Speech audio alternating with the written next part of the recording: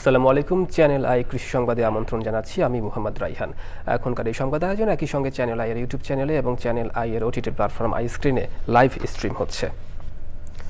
সিরাজগঞ্জের যমুনার চরে এখন ফসলের সমারোহ। নদী ভাঙন কবলিত কৃষকদের স্বস্তির পরশ দিচ্ছে এসব ফসল। তবে যোগাযোগ ব্যবস্থা ভালো না থাকায় ফসলের কাঙ্ক্ষিত মূল্য থেকে বঞ্চিত হচ্ছেন কৃষক।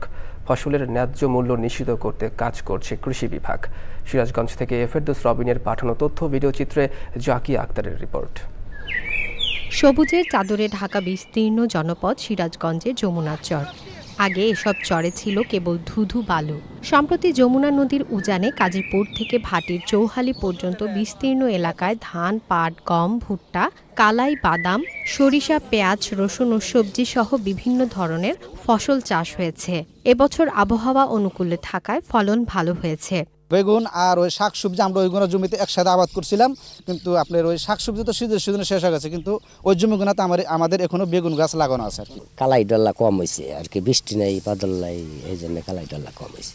বিভিন্ন ফসল আমরা আবাদ করি, কিন্তু আমাদের দুঃখের বিষয় হলো কি যে প্রত্যন্ত এলাকা, এখান থেকে আমরা যোগাযোগ ব্যবস্থায় জন্য আমরা বাজারজাত করতে পারি না।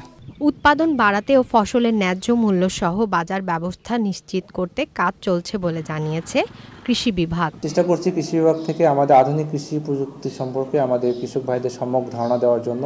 এর বাইরেও কৃষি পুনরুদ্ধার আমাদের সারা বছর বিভিন্ন ধরনের বিভিন্ন ফসল আমরা পুনরুদ্ধার দিয়ে থাকি। চরের কৃষকদেরকে সমিতির মাধ্যমে একটা নির্দিষ্ট পয়েন্টে তাদের পণ্যগুলোকে জমায়েত করে সেখান থেকে তারা যেন কোনো আড়তে দিতে পারে সেই ব্যবস্থা করা হচ্ছে।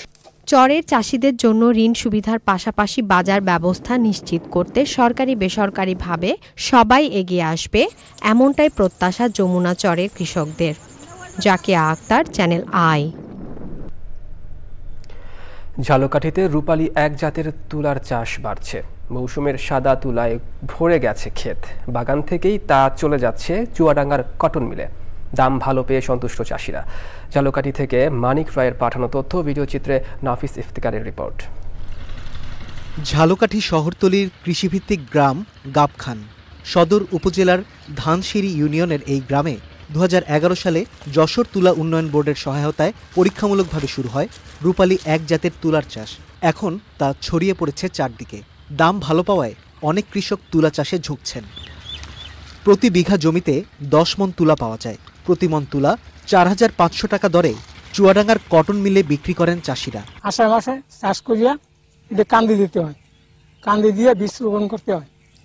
যখন গাছ 1 ফুট পরিমাণ বড় হয় তখন সার দিতে হয়, সার দিয়ে আবার কান্দি দিতে হয়। এই তুলাটা মনে করেন বিক্রি হয় খুলনা, সুতো বানায়, আমরা এই রোদ্দুরে তুললা বিক্রি করি মন হিসাবে।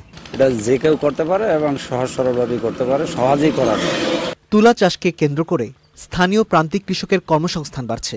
কৃষককে নানাভাবে সহযোগিতা করছে কৃষি বিভাগ। তুলা উন্নয়ন বোর্ডের মাধ্যমে এই তুলার চাষটা ওখানকার কৃষকদের সাথে সংযুক্ত করে এরা করে থাকেন।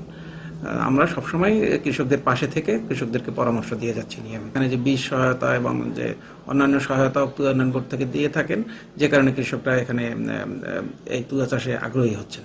এবছর ঝালকাঠির গাবখান গ্রামে মোট 250 জমিতে তুলা চাষ হয়েছে। নাফিস ইফতেখার, চ্যানেল আই। বাগেরহাটে ক্ষুদ্র ও প্রান্তিক কৃষকের বিনামূল্যে বীজ ও সার বিতরণ করা হয়েছে। বাগেরহাট সদর উপজেলা কৃষি অফিসের আয়োজনে পুনর্বাসন কর্মসূচির আওতায় খরিফ 1 মৌসুমে উপসি আউশ আবাদ ও উৎপাদন বাড়াতে এই বীজ ও সার বিতরণ করা হয়। এ সময় উপস্থিত ছিলেন জেলা সহকারী কমিশনার SM নুরুন নবী, উপজেলা কৃষি কর্মকর্তা তন্ময় দত্ত ও কৃষি সম্প্রসারণ কর্মকর্তা নূরে জান্নাত।